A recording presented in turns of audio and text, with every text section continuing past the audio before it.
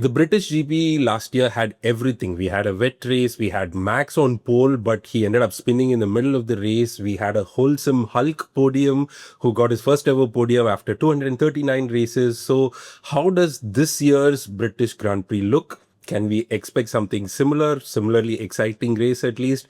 How are the new regulations cars going to do in this track? What are the upgrades different teams are bringing in? Will these upgrades make any difference at all? There are plenty of things happening on and off the track this weekend. And this being a sprint weekend, there are a lot of stuff to talk about and there is a lot of predictions left. So this is the 2026 British Grand Prix weekend preview. So we are starting off today where we left off last video. In case you haven't seen it, we did an entire analysis of every corner of Silverstone and we specifically highlighted certain parts of the track where the cars will be energy starved, and because there are just too many fast corners and very little braking zones for the cars to recharge their batteries. Max Verstappen last week also highlighted slightly and teased it off by saying that he tried a few laps on the simulator and he got off laughing because there was just no energy. So we spoke about all of this in the last video. This week Max was asked again about how he feels about Silverstone, and Max today in the media event gave a bit more context. He said he has been in touch with the FOM and FIA and they are trying to do their best.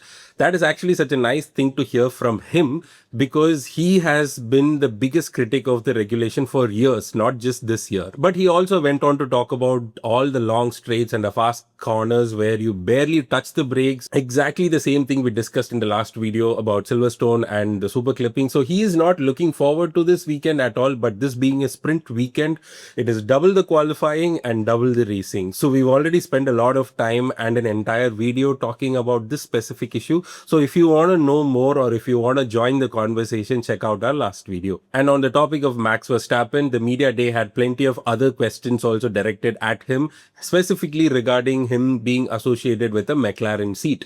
Max has clearly said that he's not going to say anything about it, and his stance is that if there is something worth discussing, you will hear it from him. The thing is, Max has never been that guy making these decisions, right? It's his team who does all of these groundwork on behalf of Max Verstappen, and Max usually gets involved only in the finer stages. Max also added that he's had a positive weekend in Austria, so he's going to try and improve further, and his aim is to just make the car faster. So yeah, classic dodging, neither confirmed nor denied, but that's how Max is. I guess by the time he decides to talk about it in public, the news will already be public. So I don't think this is affecting the rumors at all. The rumors will continue to spread. If anything drastic happens, it will be public news before you even hear from Max. Max was also asked about the yellow flag gate in Austria. He definitely was critical of the incident, but he was not criticizing George Russell. In fact, he called it fair play, and he may have done the same as well. But then he also added that it should have never been a yellow in the first place. He mentioned it should have been a double yellow immediately or a red. And since there are no standard amount of speed that drivers have to drop in a yellow flag, it is extremely subjective. Some people just drop it a little bit and use it as an excuse. So he was very critical of it not being a double yellow flag, and he wants to investigate and do better. But he was not critical of George Russell. Now let's talk about all the teams that are bringing in upgrades into this Silverstone weekend. Firstly, I want to talk about Mercedes because they are not bringing any upgrades, but they have not been silent through the media time, right? George Russell has gone on to mention that despite the reliability issues, that his car has felt so good on every track, and Mercedes are eventually bringing in upgrades, but more closer to the break or after the break. And George basically echoed what Toto had mentioned last week. At the rate some teams are bringing in upgrades, especially Ferrari and Red Bull, he is implying that they may have already reached the cost cap or sometimes even broken it. But here is what I think. I still think this is a political move. Forcing an audit on an opponent team because of cost cap might hinder their future upgrades coming in and all of that. And I think Toto should be worried why his team has not brought in upgrades as fast as Ferrari or Red Bull. I'm sure it is easy right now for him because his car already being the best on the grid doesn't need more upgrades, and the fact that most of the other teams are far behind, yes, he doesn't face the pressure from the competitors yet. But I think Toto should be asking the questions, why is it taking Mercedes so long to bring big upgrades, because clearly they seem to have gotten it right the first time, but again, there is always room for improvement. Now let's talk about the upgrades from Ferrari. Here is everything that is new at Silverstone: an upgraded Macarena wing for better performance in the high speed straights, a new diffuser for better aero, a new exhaust system to reduce weight, and a new brake cooling update as well. I'm beginning to wonder if the Ferrari car is already a different car from the start of the season. Every week we talk about upgrades, and every week Ferrari has been the highlight of this upgrade section. But here's the thing, this weekend's upgrades, are they going to work? I don't think so at all. In the best case scenario, you might get a couple of tenths better in qualifying or in pure pace. And Ferrari's weakness to Mercedes has always been the power unit. And with the ADO1 upgrade, it looked like it wasn't enough, and it wasn't even in the right direction as per Austria. So Silverstone being an energy starved circuit, Ferrari is probably not going to be fighting for the pole. These upgrades are more quality of life kind of upgrades, I feel. So we are not going to expect Ferrari on pole or fighting for the race lead. But having said that, I do believe Mercedes engines in general are so superior, especially in energy starved tracks like this. So we will be looking at a Mercedes podium, definitely. But let's not get carried away with the predictions yet. No upgrades from Red Bull, at least as of now. Officially, nothing has been discussed in the media. And that is because they brought a brand new car last week in Austria, right? So I think they will have minor adjustments to get the upgrades fit a little better. Max and Isaac last week did mention that their cars had significant problems, but the upgrades are overall in the right direction. So my guess is they are just going to be working on fixing those minor issues and ironing out any of those difficulties that they had from last week. Williams are bringing a new wing for Silverstone, but that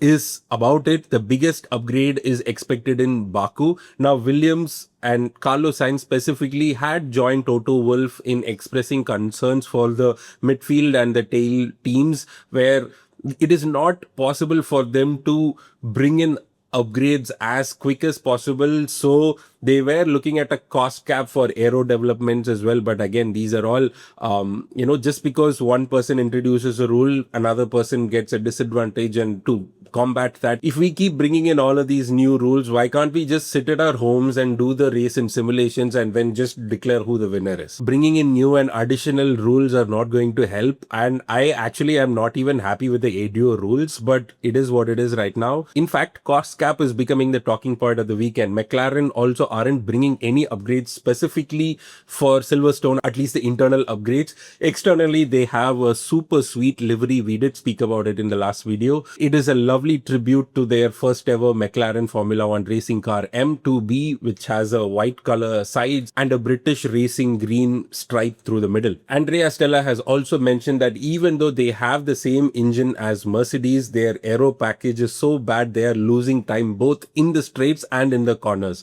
So they are genuinely working on redesigning and redeveloping the car from the ground up for the aero. And he also added that the 2026 season is basically a development battle between the teams and not a driver's battle, because clearly every team is bringing in significant upgrades every weekend, that they are competing with brand new cars on a weekly basis. Zach Brown also recently appeared on a podcast, and he did speak about how McLaren were the slowest team in 2023, and by 2024 they were the fastest, and 2025 they were champions in both constructors as well as drivers, right? So within 2 or 3 years he had managed to change a team upside down, literally. So I am looking forward to what McLaren can bring over the next season. But this season, I think they have started off on the wrong foot, and I think Mercedes are still the big dogs and nobody will be able to come close to them, at least till the summer break. While Alpine was a sleeper team, nobody paid attention to them in Austria. This track should definitely suit them. So no mention of any upgrades. My guess is they'll definitely be in Q3 of both sprint qualifying and in the main qualifying. Alonso finally smiled for once and said some positive news in the press. Aston Martin has confirmed that they are bringing in upgrades, but not for Silverstone. They are bringing it more closer to the summer break or after the summer break. Guessing it is towards Baku, and they have confirmed that their car is expected to be 2 seconds faster. So if you take 2 seconds off of their qualifying times as of now, they will be in the top 5, top 6 trying to compete in qualifying. So yeah, that is a significant improvement, at least on paper. So this is all the upgrade news that I've heard from the media day. So it's still all pointing to Mercedes. It's going to be a Mercedes domination weekend. Will it be a British Mercedes driver winning it?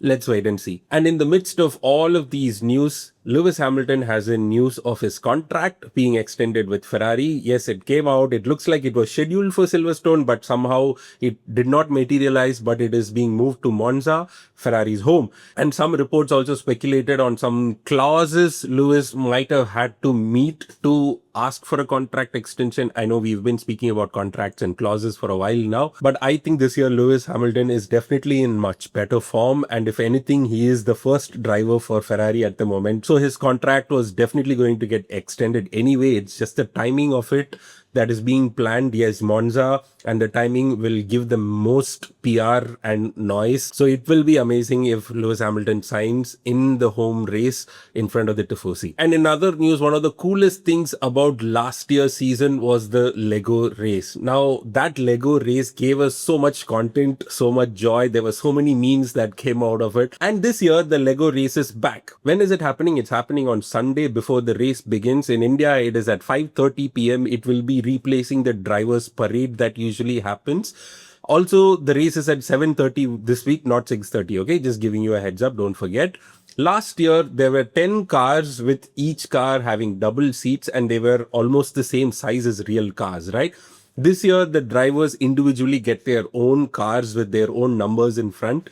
And so I'm guessing it's going to be a lot lighter and it's going to be a lot faster. They look more like those electric dashing cars that we have in amusement parks and exhibitions and malls and all, right? So they are kind of like that. They seem to be a little more taller and shorter. Now, weirdly, Lewis mentioned that he didn't want to be part of the Lego race. He also used the word dangerous because he said it's one of the more dangerous things of the weekend. But here is the thing, there is a more deeper reason to it. This is what is being talked about online.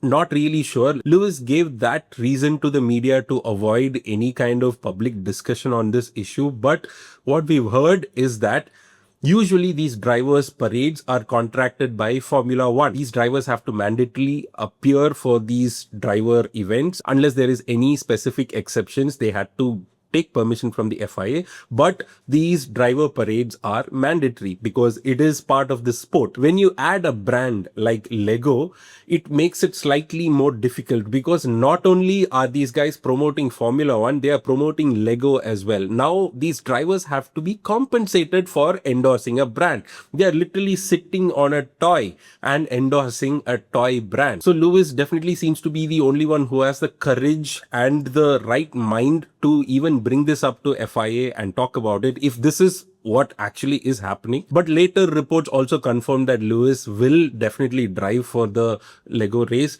We will have to wait and see, but I think most people are excited for the Lego race, especially Valtteri Bottas, because last year he was not on the grid and it has Valtteri Bottas written all over it, like doing something silly and fun on the track. So yeah, looking forward to this.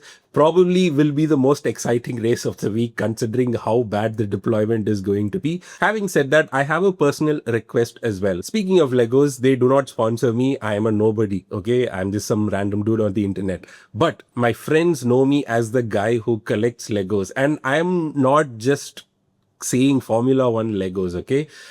I'm just going to add a few pictures of Legos that I own, and this is probably 20% of the Legos that I actually own, right? I have Legos in my office desk. I'll have Legos in my living room. I have Legos in my bedroom. I'll have Legos in the TV room. And obviously there are a bunch of Legos right behind me. If there are any specific Formula One related Legos that you want to pick up, I have linked a bunch of affiliate links at the bottom of the video, okay? Please use those links if you're planning to purchase because it will definitely help me earn a bit of revenue. It is absolutely not compulsory.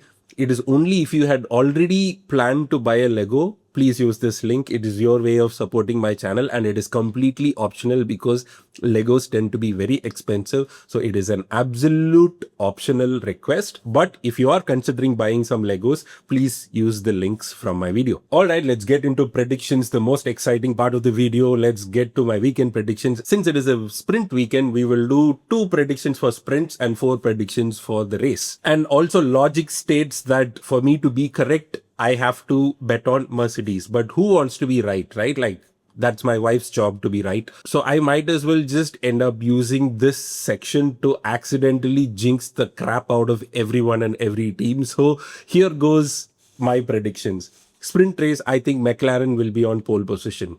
Yeah, why not? Second prediction, there is going to be a huge crash in the sprint race and there is going to be a safety car, right? Safety car is the prediction, okay? Let's see if it happens. Now for the race, right? Lewis Hamilton on pole. Yeah, why not? Max Verstappen on podium, prediction number 2. Haas will be in top 10. Yeah, that is prediction number 3. And 6 cars will be out of the race by the end of the race.